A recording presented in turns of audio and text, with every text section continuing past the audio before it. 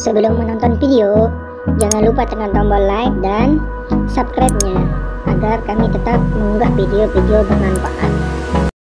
Assalamualaikum warahmatullahi wabarakatuh. Baiklah, pada video kali ini saya akan menceritakan dua kisah ulama terkemuka dan berjasa dalam bidang ilmu nahwu.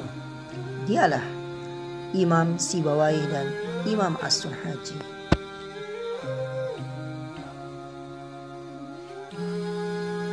Alangkah baiknya sebelum kita mendengarkan cerita tersebut, saya akan menyampaikan perkataan ulama.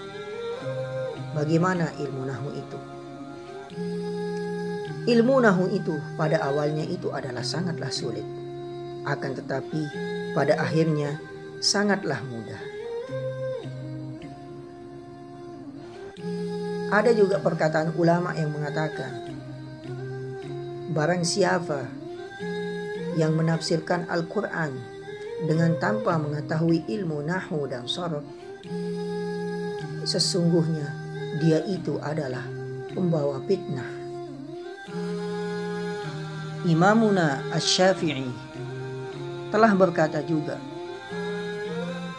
barang siapa yang menguasai ilmu nahwu, dia akan dimudahkan untuk memahami seluruh ilmu-ilmu. Berikutnya, mari kita dengarkan kisah pertama dari Imam As-Sibawayh. Pada suatu hari, Imam Sibawayh sedang belajar dengan gurunya Imam Hammad bin Salmah. Kala itu beliau sedang mempelajari hadis dari gurunya. Dalam proses pembelajaran, Imam Hammad mendiktekan sebuah hadis yang berbunyi, "Ma min ahadin min ashabi illa man law syi'tu la akhaztu anhu ilman laisa Abad Darda." Merasa ada yang salah dari ucapan gurunya, Imam Sibawayh mengoreksi kalimat laisa Abad Darda bagi Imam Sibawayh. Kata yang benar adalah laisa Abu Darda. Beliau beranggapan bahwa kata Abu merupakan isim dari kata laisa yang mempunyai fungsi merupakan isim dan menasabkan khobar.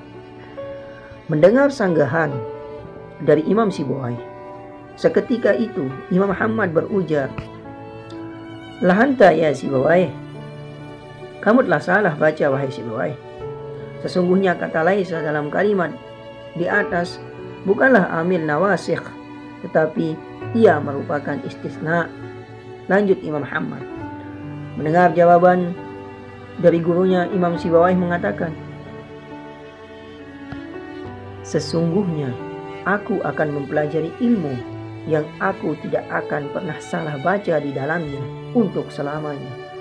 Setelah kejadian tersebut, Imam Sibawayh lantas mempelajari ilmu nahwu kepada gurunya Imam Khalil bin Ahmad hingga beliau menjadi ulama nahwu yang masyhur kelak. Kisah kedua yaitu kisah Imam As-Sunhaji. Dalam kitab Al-Kawakibud Durriyah diceritakan Syekh Imam As-Sunhaji, pengarang sebuah kitab nahwu, tatkala telah rampung menulis sebuah buku tentang kaidah nahwu yang ditulisnya dengan menggunakan sebuah tinta. Beliau mempunyai azam untuk meletakkan karyanya tersebut di dalam air. Dengan segala sifat kewaraannya dan ketawakalannya yang tinggi, beliau berkata dalam dirinya, "Ya Allah, jika saja karyaku ini akan bermanfaat, maka jadikanlah tinta yang aku pakai untuk menulis ini tidak luntur di dalam air." Ajaibnya, ternyata tinta yang tertulis pada lembaran kertas tersebut tidak luntur. Dalam riwayat lain disebutkan ketika beliau merampungkan karya tulisnya tersebut, beliau berazam akan menenggelamkan tulisannya tersebut dalam air mengalir, dan jika kitab itu terbawa arus air, berarti karya itu kurang bermanfaat. Namun bila ia tahan terhadap arus air, maka berarti ia akan tetap bertahan dikaji orang dan bermanfaat. Sambil meletakkan kitab itu pada air mengalir, beliau berkata, "Jurumiyah, jurumiyah, mengalirlah wahai air." Anehnya, setelah kitab itu diletakkan pada air mengalir, kitab yang baru ditulis itu tetap pada tempatnya. Itulah kitab Matan Al-Jurumiyah, karya Imam As-Sanhaji yang masih dipelajari hingga kini. Sebuah kitab kecil dan ringkas namun padat yang berisi kaidah-kaidah ilmu nahwu dan menjadi kitab rujukan para pelajar pemula dalam mendalami ilmu nahwu, kaidah bahasa Arab di berbagai dunia. Untuk mengakhiri video ini, saya akan membacakan suatu syair yang tersusun dari bahasa nahwu. Akulah sang mubtada pada sajak kesunyian, merindukan khobar pelengkap jiwa kesepian. Kehadiranmu seperti amil nawasib semata, membersihkan huruf ilat yang bertahta, dan tak kubiarkan badal menggantimu sebagai permata. Memang pikiranku telah dirasuki oleh wazan cinta, yaitu cinta kepada Allah dan Rasul-Nya.